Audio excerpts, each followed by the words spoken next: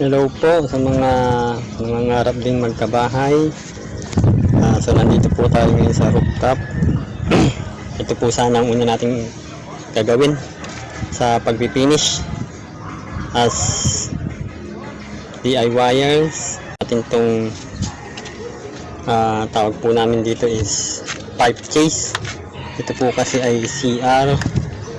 Kung mapapansin nyo po, yan, buhos po kasi yung bahay natin, kaya ang dami pang nakausling bakal. So ito yung mga sobra sa mga patayong bakal.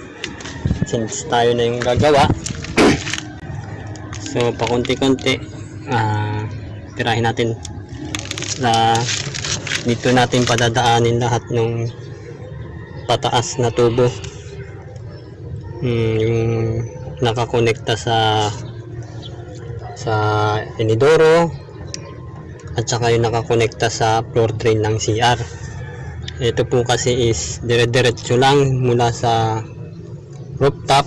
May CR din ako sa rooftop, tapos sa third floor at saka second floor at saka ground floor. Magkakatapat lang po yung inidoro, so mas magandang layout kasi na mas magkakatapat lang sila para at least konti lang yung tubong magagamit.